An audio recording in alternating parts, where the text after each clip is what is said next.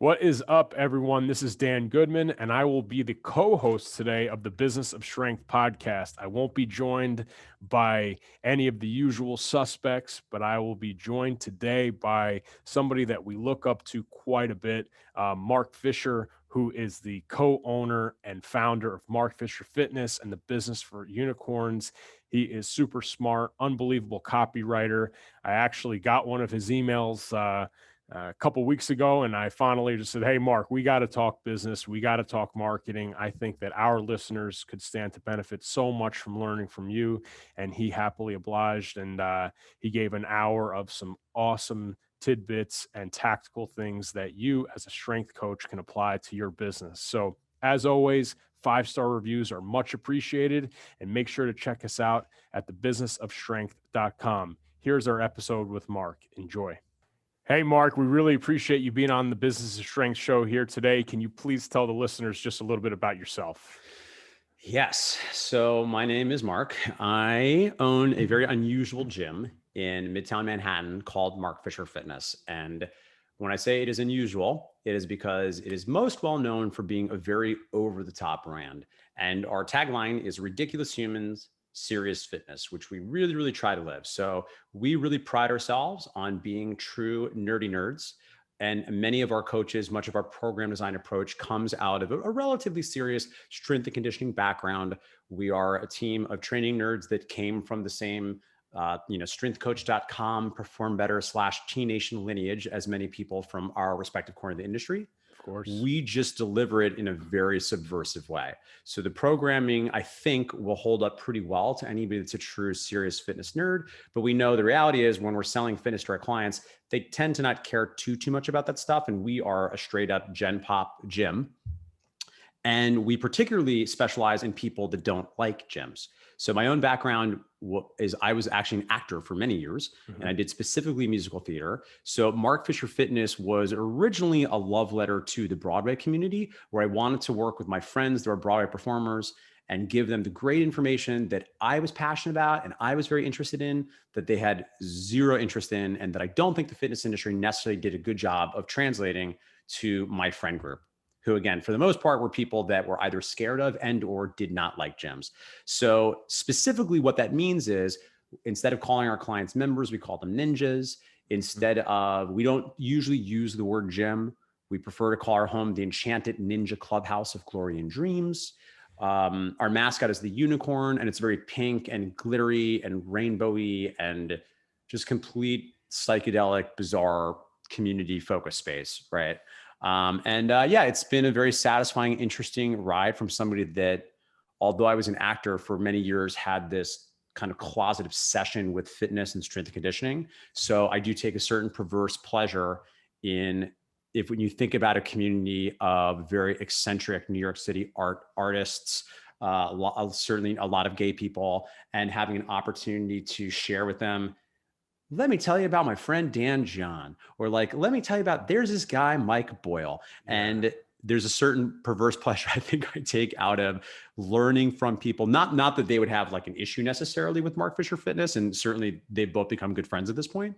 But what I most want to do is translate the information to the people I most revered and I most looked up to and respected, and deliver it to a community that I'm not sure would otherwise be able to process it. So I want to go back a little bit to, I never heard it described like this. And obviously we're going to talk a lot about marketing today, but when you hear, you know so clearly who your, say, target ninja is. And speaking, you talk about writing a love letter. When you think about it like that, to sit down and write a love letter to your target market, it's like, wow. That just sounds completely different than being like, hey, let's sit down and write to your avatar. People don't even know what an avatar is. You just eloquently described exactly the person that you're trying to serve and improve the experience and understand the pain points for that person. And, you're telling a story when talking about how you built the brand that is Mark Fisher Fitness. And, talk a little bit about when you started and how you knew that you were on to fitness being more than just a passion project. How did you bridge the gap going from actor to doing something like it happened for me too, where I was playing football and I finished playing football and was like, hey, people want to pay me money to teach them how to do this thing. Is this Mhm. really a job? Like, so I'm sure you had a similar experience. Yeah, I mean that's precisely it. So throughout my 20s, really my early 20s, I got into fitness purely because I was very skinny, and for my profession, I wanted to look a certain way, and also as a young single man in New York City, I wanted to look a certain way. So it was purely about vanity. So I got into it purely for aesthetics, and I went all in. And in the early aughts, I was got super into the study of bodybuilding, which is also hilarious, of course, because I would later learn that a lot of those training protocols are not necessarily what we would probably say are the most progressive. But, I was reading Flex magazine, I was reading Muscle and Fitness, and I read Everybody. like the weird ones. I was reading like a Muscular Development. I was reading like Reps magazine, Iron Man. And I literally read all, because there were like 6 or 7 of them. And I read all of them like cover to cover every month for like 3 to 5 years. And although maybe some of the program design stuff and the exercise technique stuff is not reflective of what I would later learn, I think is probably a more useful best practice. I did understand the way that training and nutrition could change your body. And again, at that point, it was very, very much about vanity. Mhm. So as my 20s progressed, I continued to start working more and more as an actor, which was cool. And I also needed to fill in the gaps sometimes. So at a certain point, after I had been giving away a lot of this information because I was so enthusiastic to share it with my friends when I was doing shows with them, I decided to go ahead and get an actual certification and get a job. And I got hired at the New York Sports Club next to the Broadway theater that was housing Rent. So I was like, this is perfect. It's Cool. like right in Midtown Manhattan. What year was this, Mark? This would have been 2007, I think. So I had been doing it for several years already by this point. But again, to my credit, I knew that I didn't know what I was talking about. So I never charged anyone any money. And of course, I did things that were like hilarious. I'd have some, young ingenue female wanting to work out, and I'd give her like a back by splits. Um, but what was interesting about this gig in your sports club is one day I was walking the floor in the first month or two, and one of the clients actually, because of course, I'm working on the floor, right? I'm a young commercial big box trying to work on the floor. I'm saying, hey, hello, making friends. And this gal, Miriam, God love her, was like, hey, have you ever heard of a website called T Nation or Testosterone or whatever it was called at the time? And I was like, no, I'll go check that out. And that blew my head open. And that was, I think, very important for me, because those of us that remember, and this might be before your time, young Dan, I don't know if you were around at this point, but there was this transitional moment where for a while that was the hot spot. And it was this particularly T Nation in the late aughts. I have to give credit for so much of my foundation, because you had this interesting lineage where you still had, the Ian Kings and the Charles Poliquins and kind of the old Yep. guard writing. You had at that time people that were getting kind of established, like the Chad Waterburys, the Alan Cosgroves, the Jason Ferrugias. Jay Ferrugia's that's who put me on to T Nation in like Totally. 2008, 2007. Joe Totally. Exactly. DeFranco. Joe DeFranco, right? And Yeah. then you also had the advent of, Boyle would write sometimes, Dan Mhm. John was writing. Then you had people that were very much up and comers at the time. You had like Eric Cressy and Mike Robertson. Mhm. And it just blew my head open, because I had a background, I think this is worth noting, as a dancer. So I went to school for musical theater, and I was not a great dancer, but I Mhm. became pretty proficient at dancing because it was something I really dedicated myself to. And I stopped dancing relatively earlier in my career for 2 reasons. One, I wasn't that great and I didn't like it. So let's be clear about that. It was part of it. But it was also because I just started to hurt all the time. When Mhm. I'm doing Cats, the Broadway musical, not on Broadway, in Akron, Ohio, of all places, I'm noticing my hips are getting really tight, my calves are getting tight, and I didn't even know what foam rolling was. So the dance world, a lot of their approach, I mean this with love, at least at that time, a lot of their approach to human movement, to biomechanics, it was pretty antiquated stuff. And I didn't really know what to do. And I was just like, this hurts. I'm going to stop. And again, Mhm. for me, it wasn't really that big of a deal because I didn't really like it that much. Frankly, I wanted to play roles and sing and be the leading man. So I can't pretend as if I was like, oh, I could have been a dancer, because that's not the case at all. But it occurred to me when I started getting into the stuff, it really connected with my interest in human movement.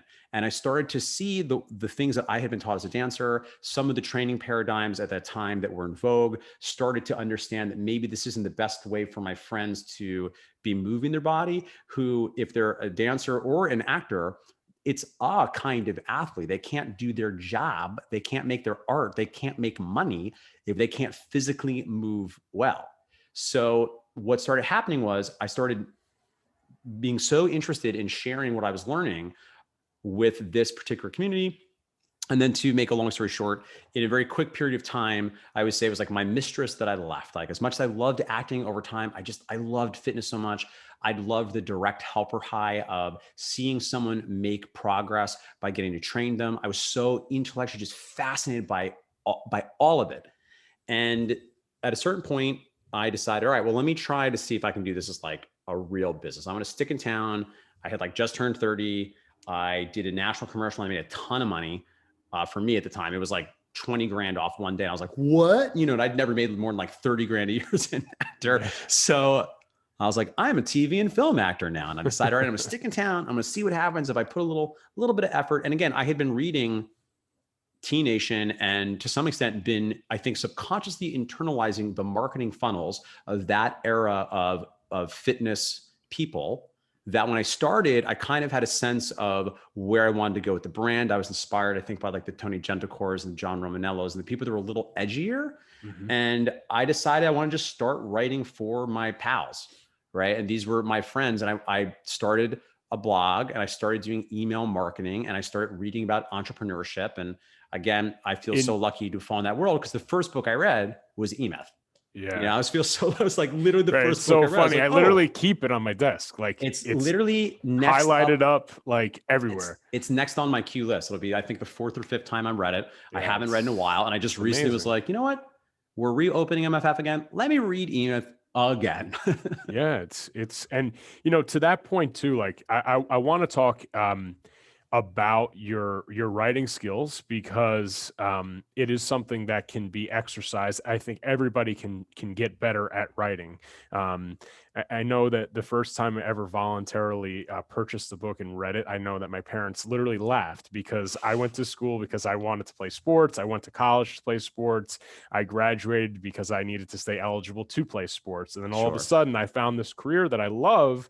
And I'm like, well, I need to get better at it. And then somebody was like, hey, look, like all the answers that you need are in books that you haven't read. And I was like, oh, okay. And then voila. And of course, here we are. I don't have a fancy bookshelf like that behind me, but I do have a lot of books. But to that point, the reason why we're on this call is because, well, obviously I know what you guys had been doing and have been watching from afar, and a lot of mutual colleagues that just speak highly of you and Michael. And it's the writing ability. And literally this morning before we started recording the show, it's like, dude, it's like you're talking shit to me in emails, and it feels like we're having a conversation via the email. And the power of marketing and the power of words. And obviously in regards to that list, that's with the business of for unicorns, mm-hmm. for other strength coaches and business owners. But I know that you've used the list to grow your gym. So can you talk a little bit about how, you know, there's a question that a lot of strength coaches throw out there. It's like, oh, that's great, Mark. That's great, Dan, but I don't have a list. So kind of in a multifaceted approach here, like how did you start building your list and how did you get better at writing? So I am so glad we're talking about this because it's interesting because you made a point too. We talked to some people that have been, I think, role models for us. And at a certain point, and maybe it's still the case, I don't know. But when I was coming up, it was so clear you had to do this. And admittedly, you know, in the early 2010s, I think email, you could probably argue was more effective, but it is most certainly not dead. And it's still very effective if you do it. And mm-hmm. to your point, the first thing you need to do is have some contacts that you have organized. And I think if you're looking to be successful in this industry, whether you're looking to really have a robust career as a solopreneur doing your own thing, or certainly if you want to grow a business of any size, one of the most important and treasured assets you need to develop is an organized contact database. And I always think of this as a few buckets, right? You have your current clients, you have your former clients, you have your unconverted prospects, and then you have your family and friends.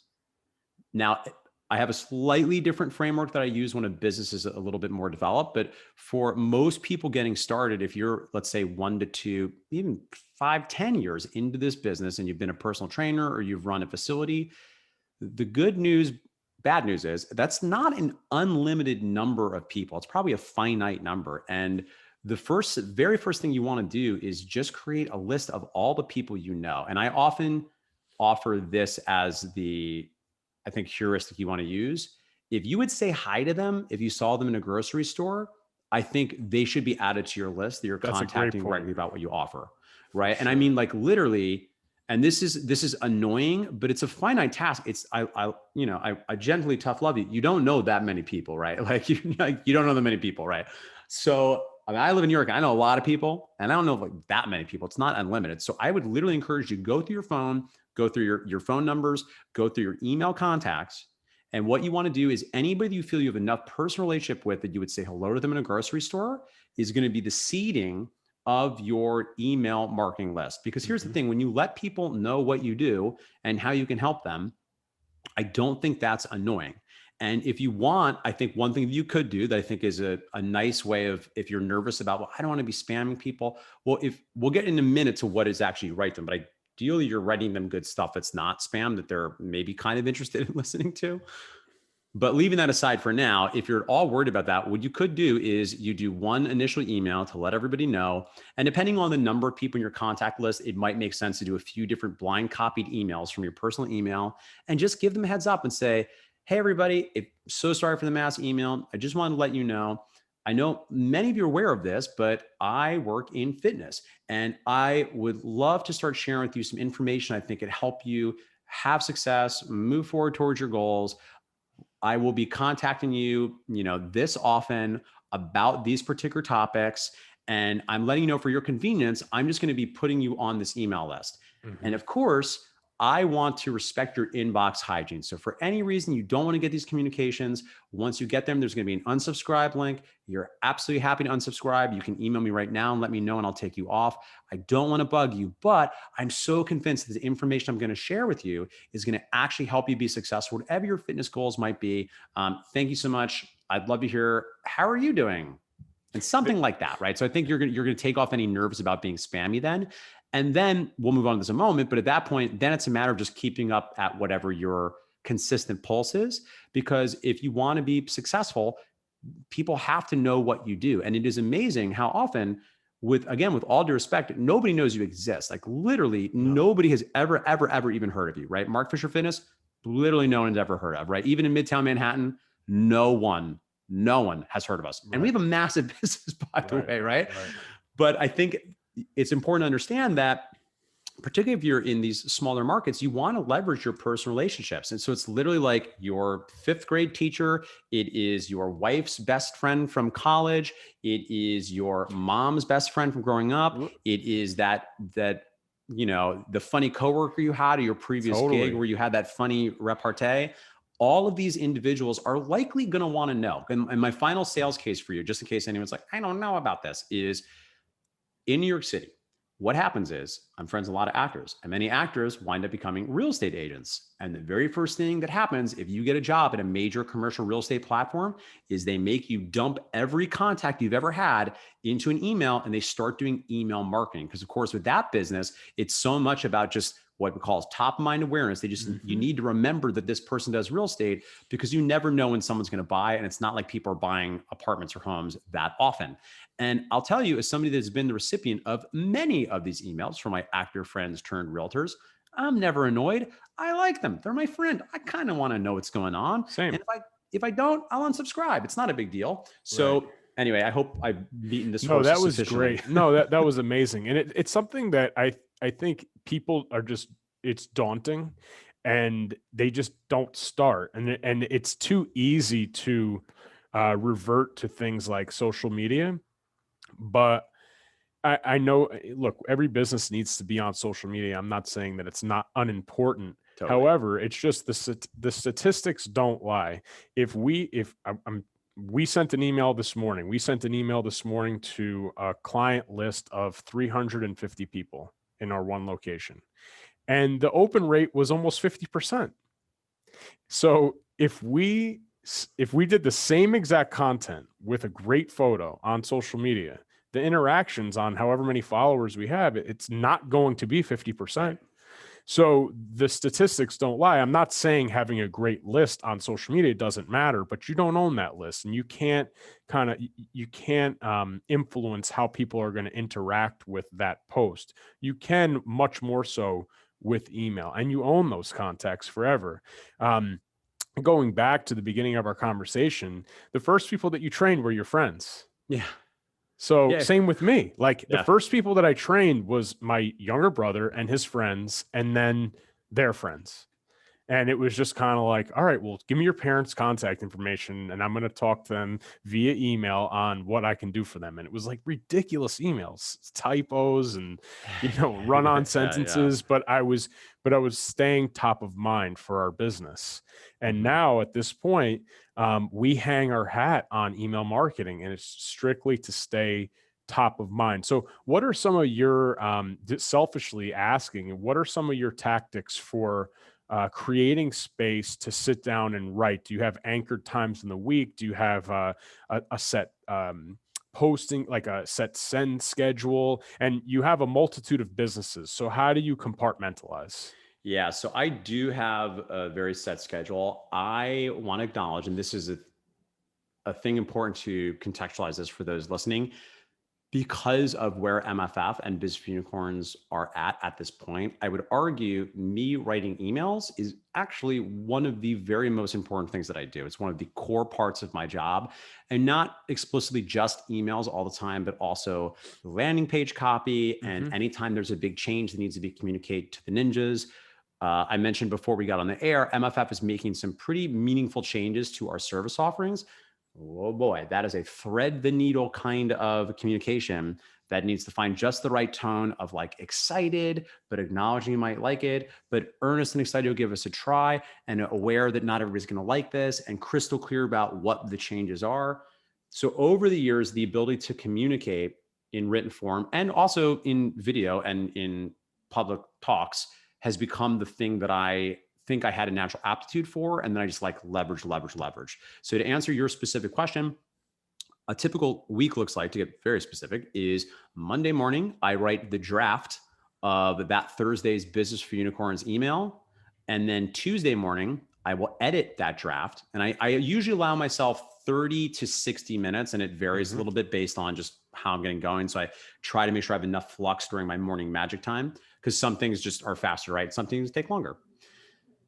So Tuesday, I edit the Monday email that will then get sent off to my assistant that will go out on Thursday. And then Tuesday, I also write the first draft of the following Monday's longer MFF email. Then Wednesday, I edit that MFF email. Same thing. I do one sit down to write the draft. I do one sit down to edit it. That's it. And then I tag something to Google Doc and they make it happen. And then I believe so much in email marketing.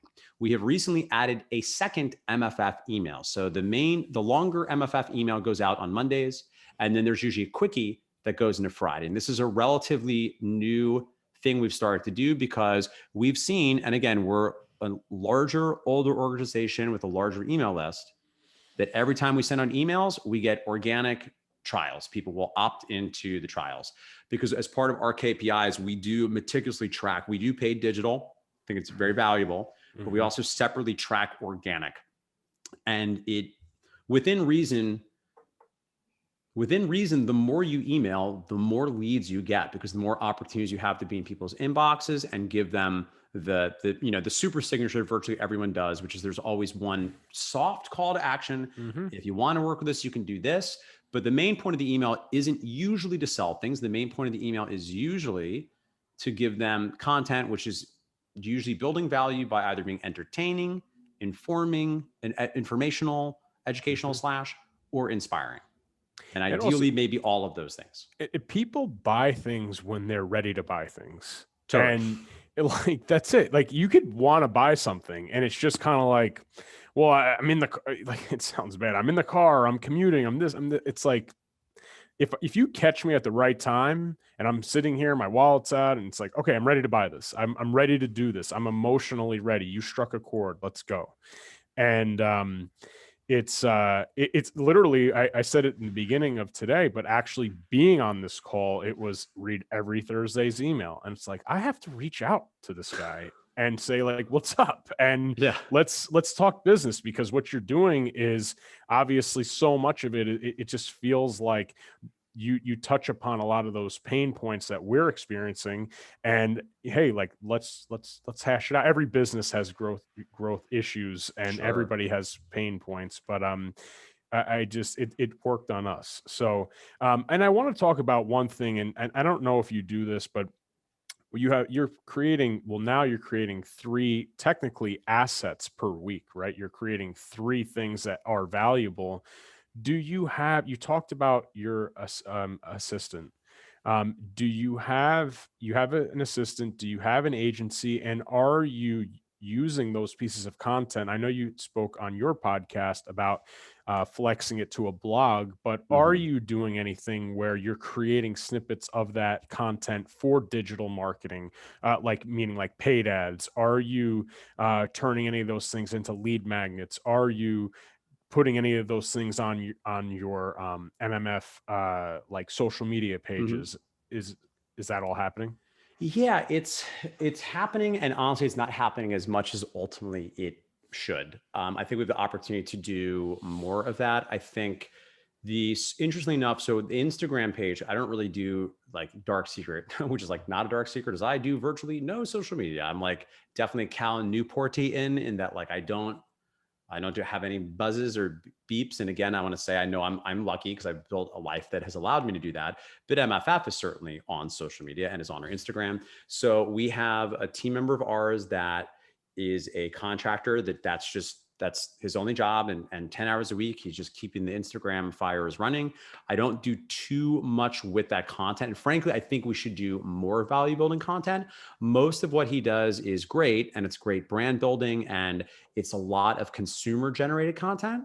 So it's a lot of reposting of ninjas. And I think we do a Hmm. great job of telling the story of MFF. And I think there's a lot of social proof on there. I think, frankly, we could do a better job of having more like probably informational value building content. And the many challenges, it frankly just requires me to have more bandwidth to do it, because my team is amazing. And the trainers do, as part of their monthly responsibilities, have to contribute a decent amount of content. And I think we're doing okay with it. And we could do a better job, I think, of repurposing my content for it. But Yeah. it literally been as dumb as I just haven't had the extra like 20 minutes to take the email that then gets turned into a blog and then further turn it into an Instagram post. And as I'm talking through this, I'm probably gonna, make Brett, who I adore, slightly annoyed and unhappy, and be like, you know what, you need to do this. You're just Right. here. Right. I Sorry. can't do this for you anymore. Like, just Right. you chop it up, you make it a good thing. I'm going to give you the thing, which he's perfectly capable of doing. So, and we have also been beefing up our VA capacity in general. So I think that's going to allow us to have more gas to do this. I think as far as the lead magnets go, it's interesting. The paid digital, for the most part, and this is sort of another rabbit hole that I'll give you the high level review and then we can dig into or not based on Hmm. your interest. Yeah. But the paid digital, the very top of funnel strategy for us is brand awareness. So our digital agency will put spends against organic content on Instagram that people are engaging with. Hmm. So that way, and that spend is just so we're warming people up, they're clicking our stuff, they're liking on us. And then currently from there, they then start getting served ads for a very low priced, low barrier offer. And that has actually worked pretty successfully for us as a lead magnet. So we're getting in an average week, we shoot for 50, but sometimes more. So we're getting probably 40 to 60 leads per week. Now, these are opt-ins via Facebook lead forms. So certainly it's not like 95% of them sign up for trials. We wouldn't be able to handle that, frankly. But what's been interesting about that is it's like that has become our lead magnet, because I'm getting Hmm. 50 new email addresses or more every single week. That's huge. Having said that, to now dig into this, and it's a risk of if anyone right now is like, you're spinning, you're like, I don't want to know about this, but Dan, I know you'll dig on No, this. And I'm yeah, enjoying this. people Yeah. that I just don't want anybody listening to this have a sinking feeling, like, I suck. It's like, you just go make that contact list. You make the Right. contact list. People around looking for some other things. And again, this is not to say the way you need to do it, but our next move is we have top of funnels brand awareness, and bottom of funnel is going to remain the low barrier offer, right? And we have two different intro offers. The one is about to relaunch for our in-person stuff when the world happens, and we have a virtual low barrier offer. But we're going to actually add in a middle of the funnel moment where now, after the top brand awareness, after they've clicked or engaged or watched or consumed just content, they're going to get a lead magnet offer. And we're going to start with testing our 3 free workouts, which is an existing lead magnet that we have that will then take them into an automated email sequence with some soft sells. And then another offer to do one of our intro offers, which if they do it, great. Usually they're not going to, but now they're on the email list. Now to close the circle, now I can long-term nurture them for the 3 months to 10 years. I will have to speak to them before they buy the thing. And importantly, once they've also taken another action there, now we're going to start to retarget them even harder with a low barrier offer, right? So that's why, and again, I assume most people listening to this understand this concept, but when we're talking about the funnel, because there's a lot of people at the top, and then each subsequent step gets smaller and smaller and smaller until the individual does the right thing and becomes a full-fledged ninja. Right. No, that's great stuff. I mean, you talked a little bit about bandwidth, and I think it's something that obviously you're very entrepreneurial. I think one of my biggest downfalls personally is that so am I. And it's you chase this, you chase that. I'm like listening to you now. It's like, oh my God, I need to leave this conversation and do, whatever. But the point is that I know you're doing a lot of juggling. You have a huge online business right now. You have business mentorship happening. You have brick and mortar space that is reopening full-fledged, and you had more than one, if you want to touch upon that a little bit. So how are you juggling all 3 things? And more specifically, do you have an operator of all 3 businesses to allow you the freedom to be the visionary for these businesses? Yeah, sort of. So the thing that is a little bit interesting, and this is perhaps a limiting belief or a humble brag, is I think my best and worst quality is my sense of myself and my experience of myself is I am uniquely situated to be both vision and operation.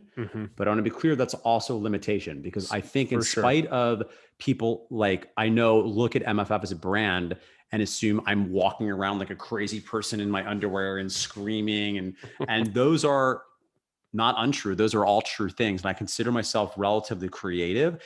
A limitation of mine is I'm generally not a swing for the fences kind of guy. I have to really push myself to think big. My business partner, Michael, frankly, a lot of our dynamic is he's like, well, why can't we just scale this national brand? This should be a $10 million company. Like next year, what are we doing? Are we losers? And I'm like, I don't know if we can do that. But that's also because, and this is like the running gag between Michael and I is Michael, I think, has at times, I believe in a positive way that's helpful for us and will push us a little bit of planning fallacy. And that I've never seen Michael stressed. That's not true. I've almost never seen him stressed because he's always like, yeah, I can do it. Yeah, whatever. What do we need to do? Let's just get it done. Whereas I'm very aware of my limits, and time management, one of the things that I teach. So I'm hyper aware of my constraints. And part of that is because, again, I have, I think, an unusual amount of operational chops. So now to circle back to your question, who's actually getting all this stuff done? Well, for Mark Fisher Fitness, we have a fitness director, Amanda Wheels, who's unbelievable, who really runs she really runs the show for the training stuff, and we confer together, but like she's got that, right? And I'm there to weigh in on things like program design or staffing or training. But for the most part, my role with her is just kind of to support her and give her what she needs, because she's a killer. We have a sales director, we call him Sales Monkey, Kyle Post, who also is amazing, and a second full-time salesperson, Emily Morris, and they are super crush it. And every day they do 30 minutes of formal education, and they are so competent at what they do that, again, it's sort of a dream scenario at this point in my career where we meet once a week and they tell me what they need, and I listen to podcasts. And a lot of my role, I often say, is like I'm a truffle pig of greatness acorns, where I'm listening to every podcast, I'm reading every possible book, I'm going to every conference I can, and then I will just bring them back to these individuals using our weekly team meeting, and they can use or disregard. And then if it's a big thing, we have to wait till a quarter, which I can talk about later if it's interest talking about the EOS system. which I presume you're familiar with. This is the traction methodology, Yep, which we follow the same. Yeah. It's the move, right? So that's that. And then we do have a director of operations at MFF, and his role is facilities, MBO kind of stuff, none of which I know literally anything about. And so he runs that piece, and he has a full-time guy he works with. Keeler handles the HR stuff and is our liaison with our financial peoples. Though I'm very, again, unusual. I'm like very involved in the numbers, and I will eat the shit out of a P&L and go down it line by line and be like, what is this $7 Spotify account? Why does Zoom charge this extra $16 last month, right? So that's the way MFF is set up. And then Business for Unicorns is a little bit simpler. For the most part, Michael runs Business for Unicorns, and I'm there to be the dancing monkey and a brand ambassador. In fact, it's only recently we've even opened up my appointment schedule that people can book with me. I've always been available if our clients want to book with me, but for the most part, Michael is, in my opinion, the most gifted coach I have ever seen, as far as his not only understanding of business strategy as a directive consultant, but also someone with multiple life coaching certifications that is a straight up mind Jedi ninja. And he's very fulfilled with doing that stuff. I get very tired. It's not my zone of genius. I'd rather like write books, or not write books, maybe one day, write posts, think of things to sell, and do tons of education, bring back ideas, develop relationships. Right. So I'm happy to create content, but that's not my thing. And in fact, we've recently, as you've probably seen, brought on Pete Dupuis from Crest Sports Performance, because we needed to increase our capacity a little bit, in part because Keeler is getting his MBA. So it sounds like he was getting his MBA at Columbia right now. So we are not shy about doing all the things. No, for sure. And it's, I know you guys also are, Dan Sullivan people. It's all the who, not how, right? You just keep hiring people that can do some of those things. And for sure. The one thing I want to say briefly, quickly about who, not how, because I think that book is amazing and I've recommended it a ton and it's worth reading. And this is where context becomes very challenging for all businesses, because the premise of who, not how, for those who are not familiar, is that rather than you always trying to figure out how to do the thing, figure out the person you can hire to do the thing for you. And this is broadly true. However, I think this could be challenging, particularly if someone is a relatively newer entrepreneur and they've not really reached the level of their sophistication of their business. They, for instance, understand marketing and they just want to throw money at it and they want to hire the who to do the how. It's like, well, I don't want to do marketing and sales. I'll hire them. They're my who. And gosh, it's the right idea if you applied it correctly, because there are certain basic, I think, principles you need to understand as an entrepreneur. There's no way around. The entrepreneur needs to be the generalist. It's not to say you have to do any of the things, but you kind of have to understand all the things. And the one caution I want to share before anybody's like, he said who, not how, just hire someone. This is great. I never need to learn about marketing. I'll hire this agency. I would caution you and say that, unfortunately, I don't think that works literally ever.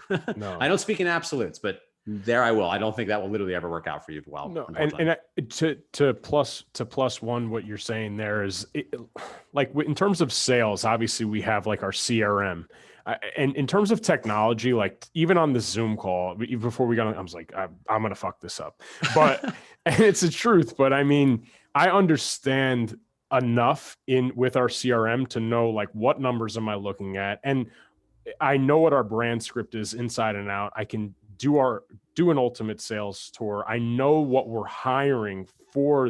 I know what type of person we're looking for in that role. So from a strategic standpoint, I know a lot. From a tactical standpoint, when I start banging around on the computer, they're like, please stop doing this. If you want a report, we'll print the report. And I said, well, just do me a favor and CC me on every single lead. Every single lead. And then the agency's like, are you sure? I'm like, yeah. And then I was like, please unsubscribe. But in the beginning, it was like I had to learn. So one thing that I just wanted to, this is for my own self, is what about marketing? Like, who is delivering? Are you in the marketing seat? Yes. For all the businesses? Yeah. So the way it works right now is that ostensibly, I'm and it's interesting, Business for Unicorns, we've never said that quite explicitly, and for better or for worse, Michael and I can kind of read each other's minds 10 years in. So for the most part, not that Michael's not involved, but I do oversee strategy really for both the business. With MFF, it's very explicitly, this interesting situation where, technically I'm in the visionary CEO seat, But in practice, what's interesting is our director of operations runs the traction meeting, but I think at the moment it's through for reasons that make perfect sense. At current, I'm also the integrator. So Okay. I'm the one responsible for balancing the financial things against, do we want to spend this on direct mail? Responsible for balancing, there's this customer service thing that operations want to ask, but I need to understand. I don't know if we can justify, I don't know if we can get away with that ask with the trainers right now because of what's on their plates. And then in that role, I oversee the fitness director, I oversee the sales director, I oversee the director of operations. I work with Michael on HR, finance kind of stuff, and then I essentially oversee myself as the marketing director. And you're doing, like, if you have your marketing calendar, let's say you have a big initiative in July, you're rolling your sleeves up and doing strategy and the writing, and then you're giving it off to the agency to actually deliver it. Correct. Yeah. And to be honest, a lot of the stuff we do with the agency stuff is they actually do a lot of the heavy lifts over there. So the agency we have, which I quite like, they will own the creation of the landing pages. They will send me the copy and I'll sign off on it. They will sometimes direct me and be like, hey, we need you to make us a weird video for the new intro offer. I want to autoplay a video of you doing something visually strange. I'm like, okay. So that has been very satisfying because we collaborate very well together in a way it's very satisfying. And it means I can really truly get some stuff off my plate. Yeah. For internal stuff, I'm still writing a lot of the emails, which as of today feels like that's actually very good use of my time because that's very high value for us. And it's something that I can see. I don't know what the move is long-term, because of course there is the Dan Kennedy argument that the CEO entrepreneur should always be the marketing person because it's the most expensive thing. Because if you can make it rain, very hard to outsource somebody who can make it rain because they want a lot of money. Whereas if I do it, I get to keep all the money. However, admittedly, it is a fair amount of my week. And, I go back and forth. Some days I'm like, maybe it would be great to have somebody else do this, but I also love it a whole lot. And the way we've structured my work this past year, it is so emotionally satisfying to me to write this stuff, because I think not only do I know it clearly drives the business, and I can sort of look at the stats to sort of prove like, oh, yep, this email, a lot of people clicked on it. We had like 7 people opt into a trial. We're probably going to get 3 new members out of this email, which when you do lifetime customer value, that was a great use of my 35 minutes to write that email. Totally. And admittedly, there's a part of me too, and this is not to, be a contrarian or give anybody listening to this like, I don't believe these guys, email marketing's blah, blah, blah. But I don't know, you need to test and question all of these assumptions, right? So part of me is like, is it really that important that I'm writing it? Would we get similar value out of having a VA put together a once a week email that is, 2 to 3 of our most popular Instagram posts of the weeks? P.S. When you're ready to work with us, ...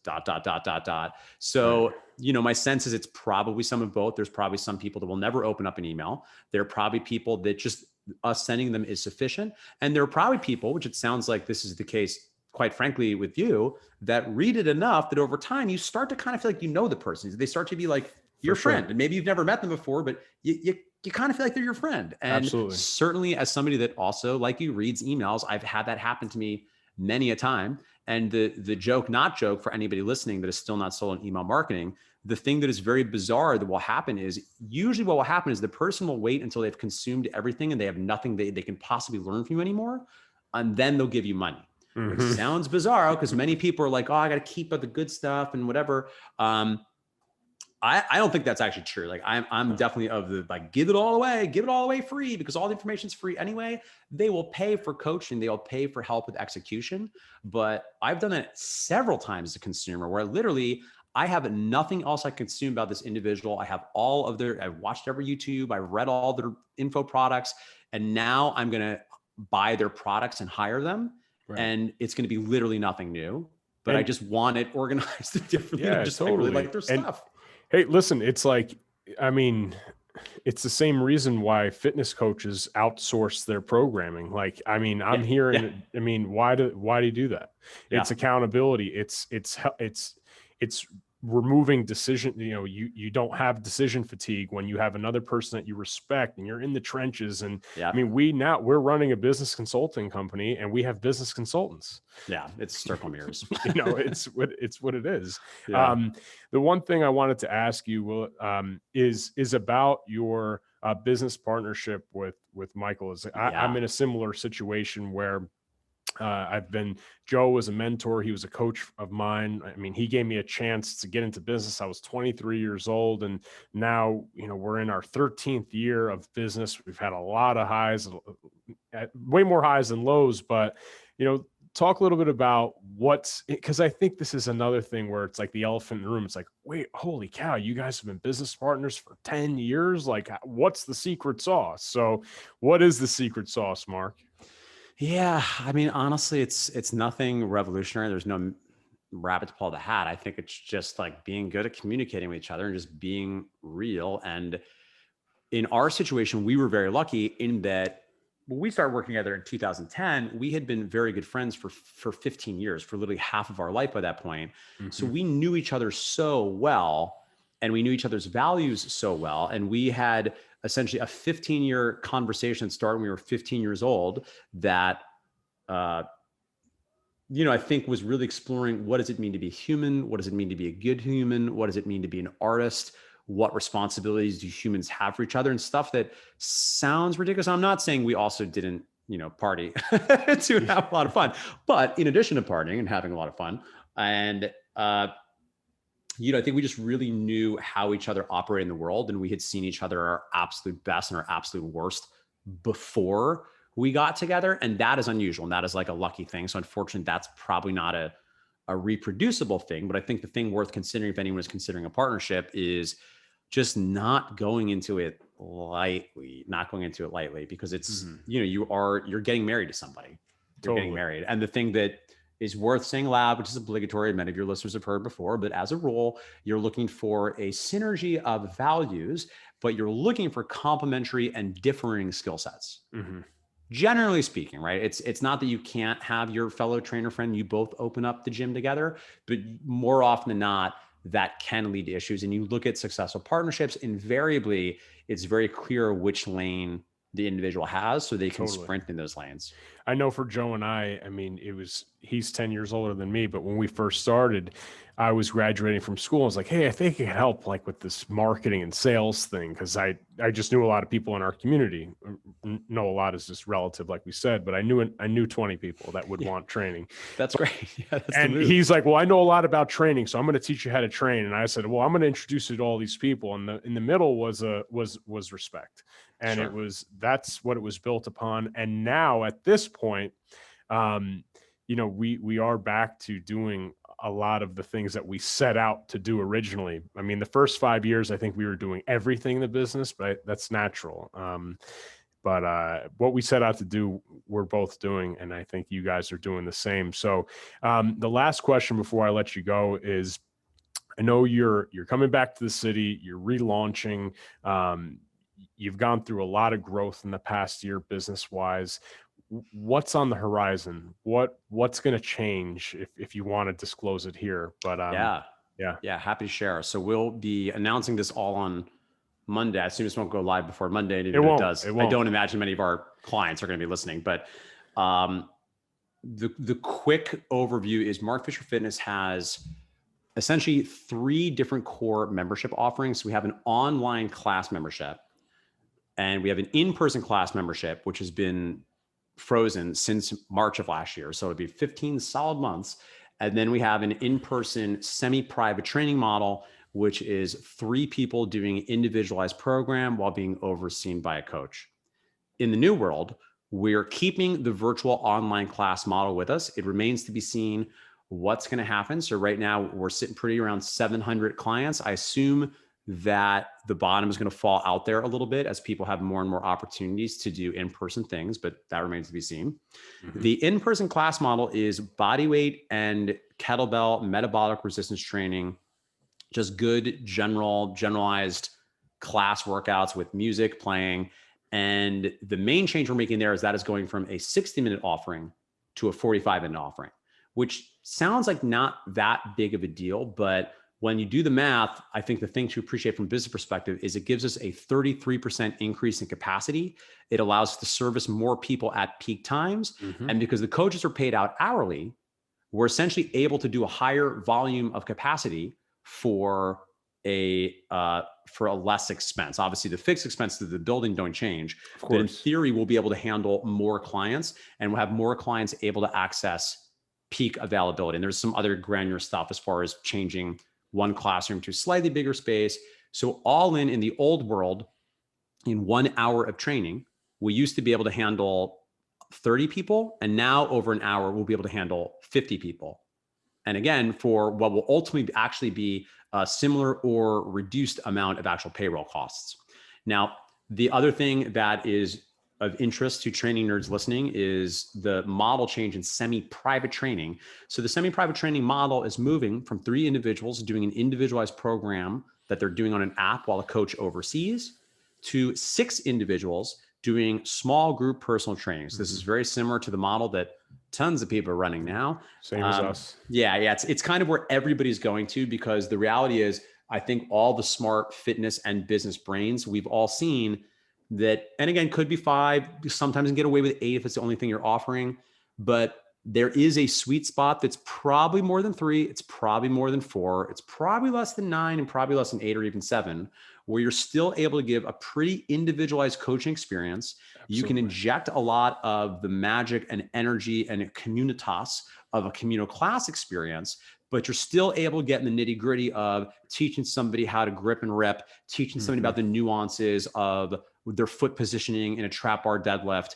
Totally. You're still able to do some tracking of progressive overload, though, as somebody that has now spent 3 months looking at every variant, it has been interesting to note, and perhaps I can pick your brain after the call, what you all do, because some of these models, what's been interesting is some of them have even moved away from even tracking sets and weights and reps. And the full disclosures right now, this is a big debate we're having internally, and maybe you can provide some counsel, because we want to do an app because I just believe strongly in the value of not only the strength conditioning piece, but frankly, the gamification of seeing achievement over time. And there is a major operational cost if we're now either having to facilitate, 6 iPads and having the coaches understand how to use the apps and then teaching to clients, which may or may not have technical facility and yada, yada, yada. So anyway, I'll leave that alone there for now. But all of this to say is, understand, we've now gone from 3 people with 1 coach to 6 people with 1 coach. It's huge. We are changing the price, and we are able to reduce the price by about 20%. But no secret, when you do the math, MFF is going to be in a much better place. It's going to mean that our margins are much more sustainable. And that's going to mean that it's more affordable for the clients. It means MFF has a much higher cap on total revenue. Because of that, and because of the improvements of our margin, it means the potential opportunity for the coaches to make money is going to go up. It means we can provide more and better benefits. And yes, MFF will be able to make more money, which is also cool too. But it just sort of seems like all of these changes allow us to make a better, what I believe is a better service and training experience, and happens to be a better business model.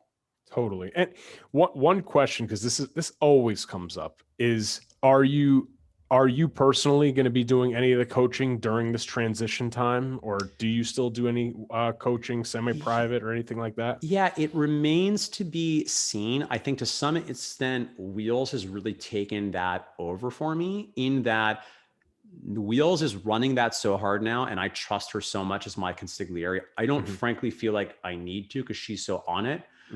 In our discussions, we've acknowledged in the old world, before I had for a long time, I did train at least a few hours per week, because as the chef, I want to taste the soup.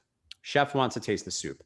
And I think logistically, because there's enough change in this world, I might choose to taste the soup a little bit that first month or 2.